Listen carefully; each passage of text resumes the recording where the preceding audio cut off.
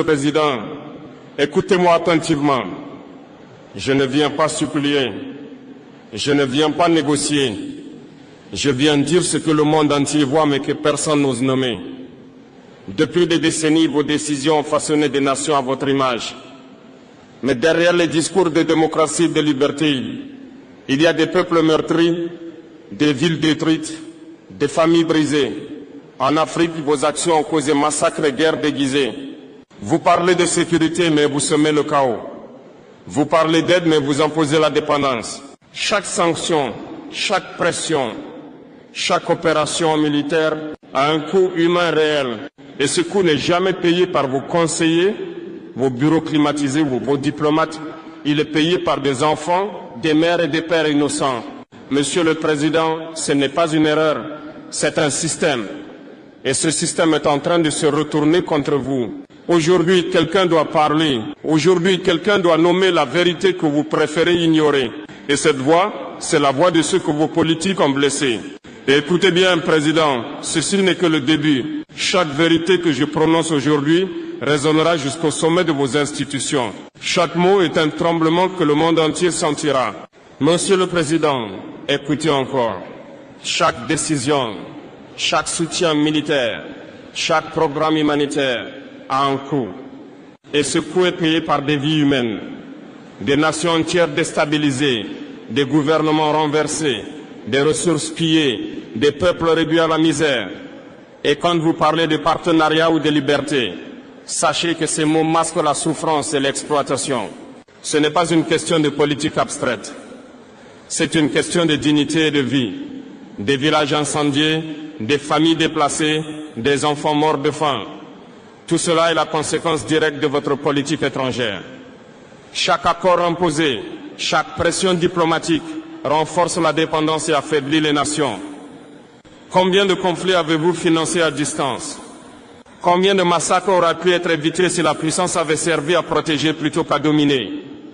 La vérité, Président, est que le monde connaît vos actions.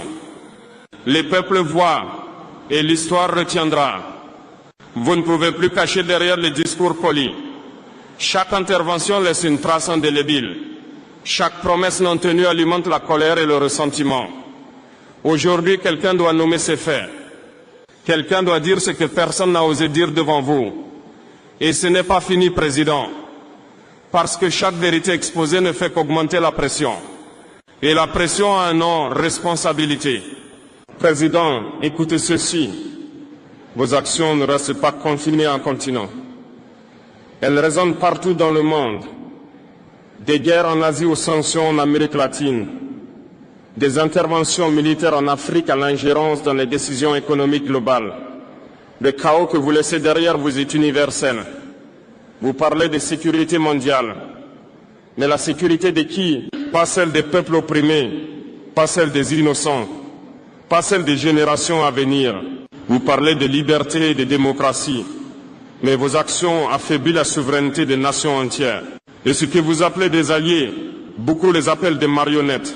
La mondialisation sous votre contrôle n'a pas créé de prospérité pour tous. Elle a créé des inégalités extrêmes, des injustices flagrantes et une colère silencieuse qui grandit chaque jour. Et cette colère ne se mesure pas seulement en statistiques. Elle se mesure dans les esprits éveillés, dans les peuples qui refusent d'être manipulés. Chaque pays touché par vos politiques connaît désormais la vérité. La puissance sans responsabilité devient destructrice. Et la vérité ne peut pas être ignorée éternellement. Vous ne pouvez plus cacher derrière les discours diplomatiques ou les conférences internationales. Le monde voit, le monde comprend, et le monde n'oubliera pas. Et ce n'est que le début, Président, parce que la prochaine partie ne parlera pas seulement des actions, mais des vies brisées et des générations perdues, et des responsabilités que vous ne pouvez plus fuir. Président, écoutez ceci attentivement. Ce ne sont pas des chiffres sur un tableau.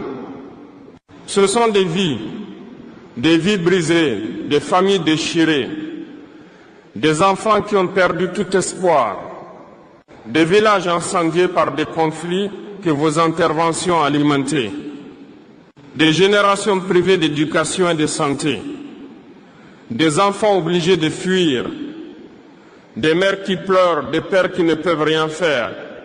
Et vous continuez à parler de démocratie et de liberté, comme si ces mots pouvaient effacer les cicatrices que vous laissez derrière vous. Chaque personne touchée porte une mémoire de votre politique.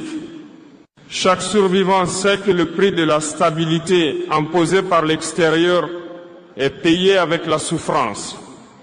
Et ces cicatrices ne s'effacent pas avec le temps. Elles s'inscrivent dans l'histoire, dans la mémoire collective et dans l'âme de chaque peuple. Président, ce que vous avez peut-être oublié, c'est que le monde observe, le monde se souvient. Et chaque acte impuni devient un héritage de colère et de défiance. Vous pouvez contrôler temporairement les événements, mais vous ne pouvez jamais contrôler les esprits éveillés. Vous ne pouvez jamais effacer la vérité.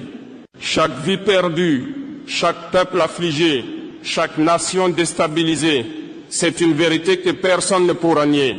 Et ce message n'est pas destiné à être entendu par des oreilles complaisantes. Il est destiné à réveiller les consciences. Et maintenant, Président, nous allons parler des structures mêmes qui permettent ces abus. Parce que comprendre le système, c'est comprendre votre responsabilité directe.